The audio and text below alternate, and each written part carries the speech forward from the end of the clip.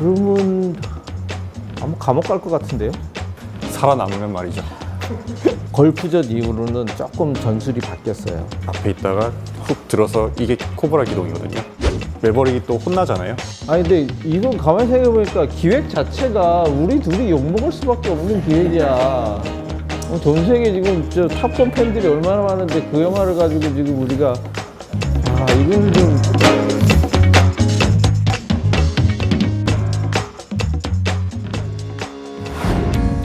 저는 탑건 1 1세대죠. 탑건 1이 개봉됐을 때가 제가 공군사관학교 1학년 때였고 그 탑건이 어떻게 보면 좀 힘든 그 생도 생활을 조금 버티게 해주는데 조금 기여를 하지 않았을까 싶어요. 제가 태어나기 전에 사실 탑건 1이 개봉됐었고 항공기를 좋아하는 입장에서 지금 탑건 매버릭 영화는 정말 재밌게 즐겁게 눈이 즐겁게 감상했습니다.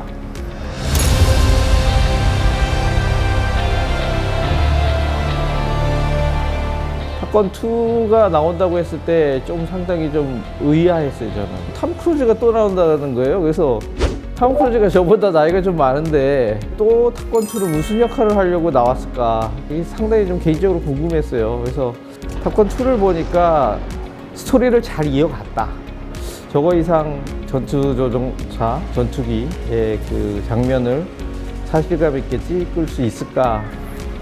지금 영화에서 이제 배우들이, 조종사들이 주로 타고 나오는 전투기가 이제 F-18E가 단자형, 혼자 타는 단자형이고 F형이 그 2명이 타는 복자형입니다. 이게 별명은 슈퍼호넷이라는 전투기고요. 미 해군과 미 해병대에서 함재기로 사용되고 있는 주력 전투기입니다.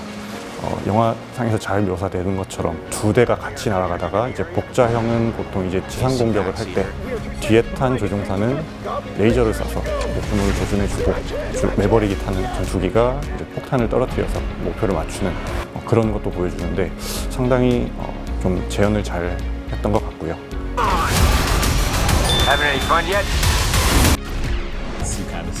그렇죠. 그게 공대공 전투의 기본이죠. 물론 그 도구 파이트도 단계가 있고 그렇지만 그 제일 기본적인 게 도구 파이팅 중에 이제 BFM이라고, 그거는 이제 그 영화 장면에서 나오는 거하고 유사하게 뭐 비행기 사이로 올라가고 뭐 이런 거 말고요.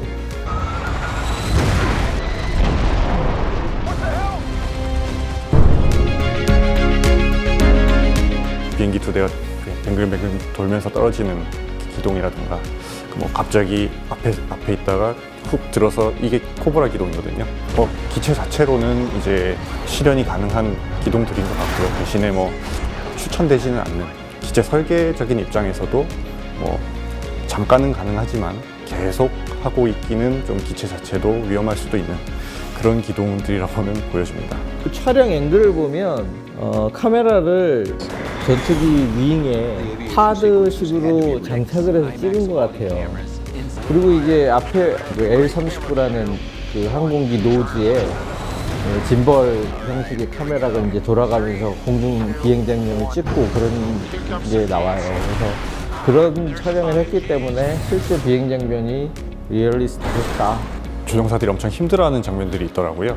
제가 알기로는 하이지 기동을 할 때 많이 힘들어하고 실제로 거의 기절하다시피까지 하던데, 저는 비행기 전투기를 타본 적이 없지만 그래 충분히 실감나게 연기를 하지 않았나. 롤러코스터 전문 있잖아요. 그때 느끼는 그게 그 G포스예요. 우리나라 제일 큰 그 놀이동산 있잖아요. 거기 유명한 롤러코스터.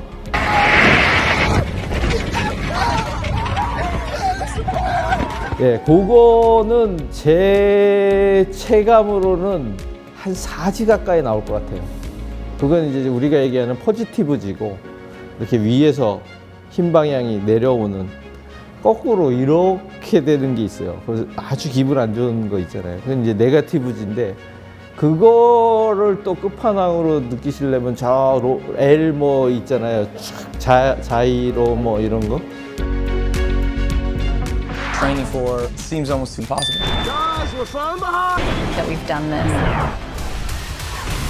또 충분히 가능하고 지금도 훈련하고 있고, 지금 적어도 침투라고 이제 불렀었는데 항공망이 좀 촘촘하고 이럴 때는 그 지대공 미사일 이런 거를 피해서 저고도로 침투해서 팝업이라고 해가지고 석고쳐 올라가지고 무장을 투하하고 빠져나가는 이런 시나리오인데 걸프전 이후로는 조금 전술이 바뀌었어요. 그래서 먼저 적 지대공 위협을 제거를 하고 지대공 위협이 없으면 그렇게 낮게 날을 필요가 없거든요. 고고도에서 투하를 하면 훨씬 그 타겟 식별도 용이하고 조준도 용이하고 그래서 전술이 좀 바뀌고 있죠. 근데 그 전술 자체가 비현실적인 게 아니라 그 지형이 비현실적이었죠. 영화에서 보면 이렇게 다시 내려올 때 항상 이렇게 돌면서 보더라고요.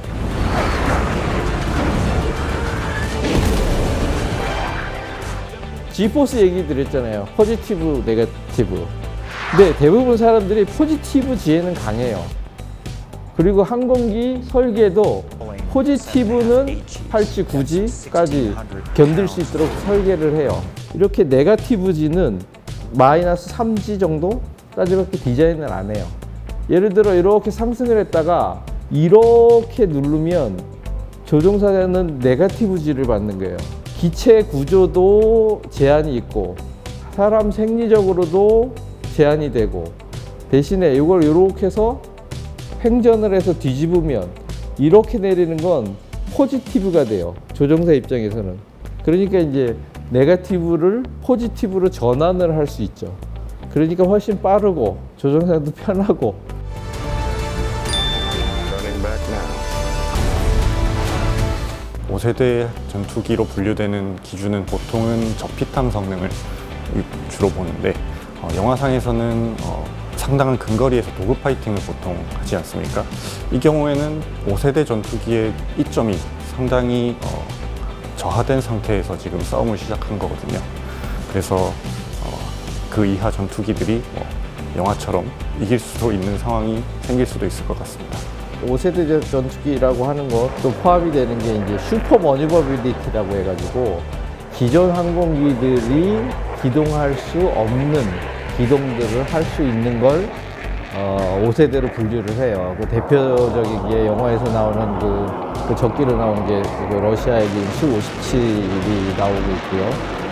영화에서는 그 슈퍼 머니버빌리티가 있는 적기를 상대하려니까 버거운 거죠. F-18로는. 또 거기에 또 우리 매브릭이 비행기가 아닌 조종사가 그거를 극복해내는 그런 스토리가 나오는 거죠.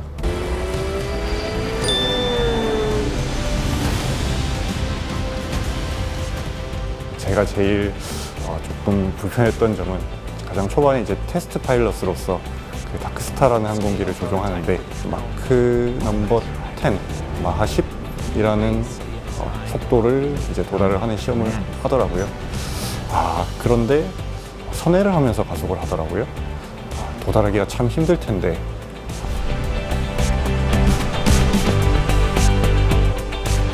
저는 제일 좀 허구다 하는 게 이제 마크 10까지 이제 자의적으로 가서 결국은 이제 항공기가 공중 분해돼 가지고 내려왔잖아요. 근데 그거는 정말 허구죠. 저희 시험 비행은 절대 그럴 수가 없습니다. 만약에 현실에서 네. 하다가 망가지면 어떤 일이 벌어지나요? 아마 감옥 갈 것 같은데요? 살아남으면 말이죠.